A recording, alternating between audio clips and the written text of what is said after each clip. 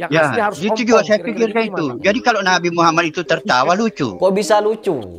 Kau MUI, kalau kau tidak sanggup meluruskan apa yang disampaikan oleh Sunan Nabi, Oke. itu saya yang luruskan. Tapi ada yang tidak boleh, tidak bisa diluruskan karena Waduh. memang benar. Yang mencungkil mata itu kan kejam sekali kan? Mm-mm. Ya, kan ada videonya itu Sunan Nabi itu. Nah, coba kau Majelis Ulama jelaskan itu. Nih, ditentang ya Majelis Ulama ya. Apakah itu benar atau salah Kalau tindakannya Nabi Muhammad itu? Majelis Ulama ditantang. Kalau sampai MUI berani menjawab atau membuat video untuk mengulas sunnah Nabi, aduh luar biasa, aku bilang kuangcungi jempol. Sanggup gak MUI menghadapi sunnah Nabi itu? Saya mau Tunggu tahu, MUI, saya Pak, mau ya. tahu kemampuannya ulama Indonesia.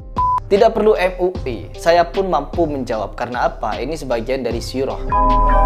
A'udzubillahi minasyaitonirrajim. Bismillahirrahmanirrahim. Teman-teman, dengan adanya channel YouTube Sunnah Nabi yang dimana isinya menghujat dan memberikan fitnahan kepada Nabi Muhammad, ada beberapa oknum muslim dan juga bekerja sama dengan oknum-oknum Kristen. Mereka mensupport channel ini untuk terus memelintirkan sejarah Nabi yang sebenarnya. Nabi disebut pemerkosa, Nabi disebut perampok, Nabi disebut suka perang, kekerasan, dan lain sebagainya. Na'udzubillahi min dzalik. Oke, tidak perlu panjang lebar. Saya ingin mereaction suatu pernyataan dari seorang yang dimana dia juga menantang MUI untuk memberikan bantahan kepada channel Sunnah Nabi.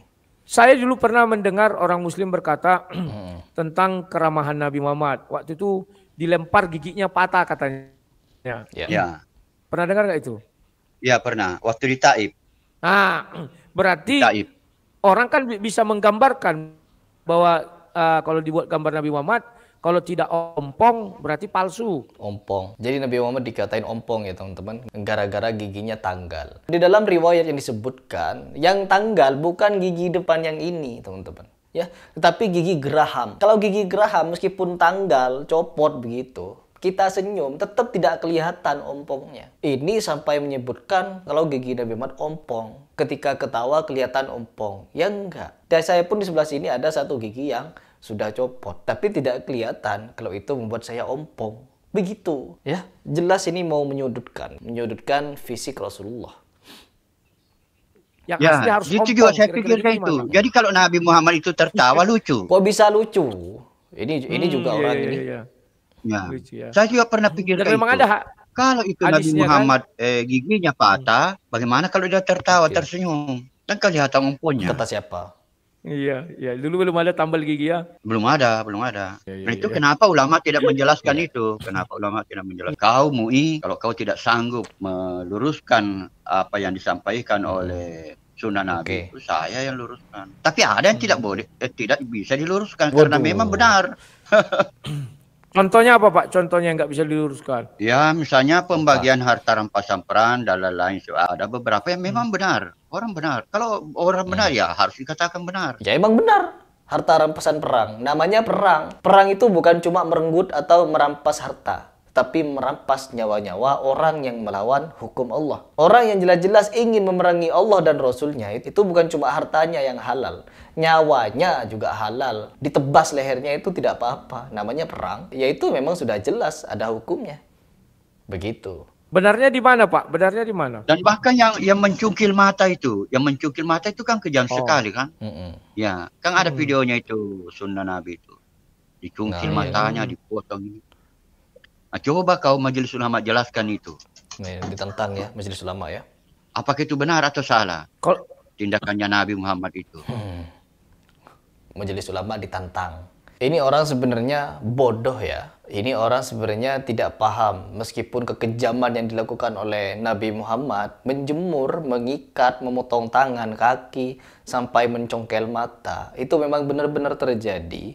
Namun kita lihat apa sebab dan musababnya. Tidak perlu MUI, saya pun mampu menjawab. Karena apa? Ini sebagian dari sirah atau sejarah Islam. Oke, saya akan jelaskan secara singkat ya teman-teman, bagaimana kisah pencongkelan mata itu dilakukan oleh para sahabat atas perintah Nabi Muhammad. Yang pertama, ada sekelompok orang dari kabilah Urainah. Mereka mendatangi Rasulullah dengan menderita beberapa penyakit dan wabah. Mereka ini mendatangi Rasulullah dengan mengatakan kalau mereka sudah masuk ke Islam, untuk mendapatkan pertolongan dari Rasulullah, untuk mendapatkan bantuan dari Rasulullah. Karena Rasulullah merasa iba dengan mereka, kasihan kepada mereka. Lalu Rasulullah terharu kepada mereka karena sudah memeluk Islam katanya. Lalu Rasulullah memerintahkan kepada mereka untuk meminum susu unta dicampur dengan air seni atau air kencing unta. Karena diyakini bahwa hal tersebut adalah menjadi obat. Ya, ingat, itu hanya sebagai obat, bukan untuk dikonsumsi sehari-hari. Ketika mereka melakukan apa yang diperintahkan Rasulullah, mereka sembuh, teman-teman. Lalu mereka mendapatkan pekerjaan, hidup nyaman dengan Rasulullah. Rasulullah pun menghargai dan menghormati mereka. Namun alih-alih mereka membalas jasa Rasulullah dengan benar-benar memeluk Islam, dengan benar-benar membela agama Allah, tetapi mereka malah melakukan pengkhianatan. Tidak berhenti pada pengkhianatan, teman-teman. Mereka murtad kembali, lalu lebih-lebih mereka mencuri unta-unta tersebut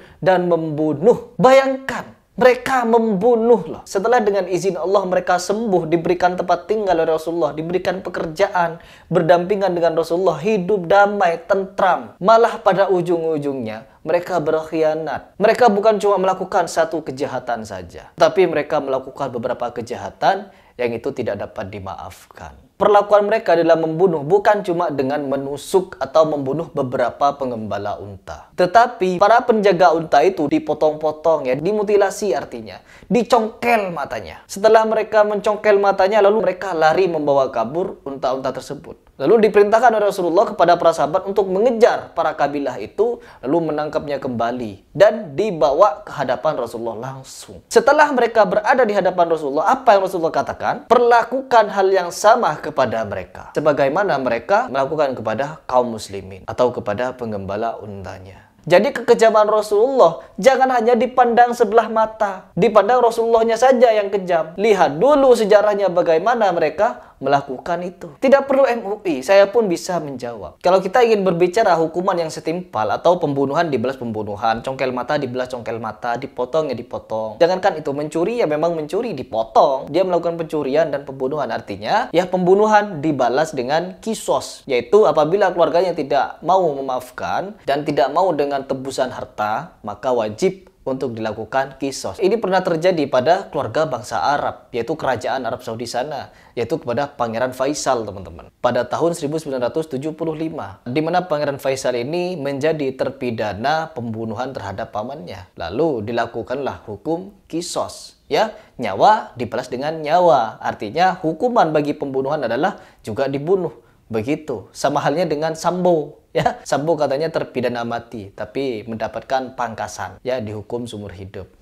Top lah. Jadi hukuman itu ada sebab dan musababnya. Ini sebagai orang muslim, si bapak tua ini kenapa tidak membaca sejarah? Kenapa tidak mengkaji sejarah orang-orang itu dicongkel matanya? Padahal jelas itu adalah pembalasan dari perbuatan mereka. Ya, begitu. Ya, teman-teman. Ini orang berusaha untuk memberikan pembenaran terhadap channel Sunnah Nabi dengan cara membelanya, menentang MUI, dan merasa dirinya paling tahu, lebih tahu dari MUI. Kalau MUI tidak mampu, biar saya saja yang membantah, begitu. Apa-apaan. Oke, teman-teman, mungkin itu saja yang ingin saya bagikan kepada kalian. Orang ini sok-sokan untuk menentang MUI, namun secara tidak langsung dia menunjukkan ketidaktahuannya. Oke. Mungkin itu saja yang ingin saya bagikan. Tetap di sini kita pertahankan, teguhkan iman kita, dan jangan sampai goyah meskipun ada oknum-oknum misionaris ingin menjatuhkan marwah Nabi Muhammad, ingin menjatuhkan marwah Islam dengan caranya yang murahan ini. Begitu.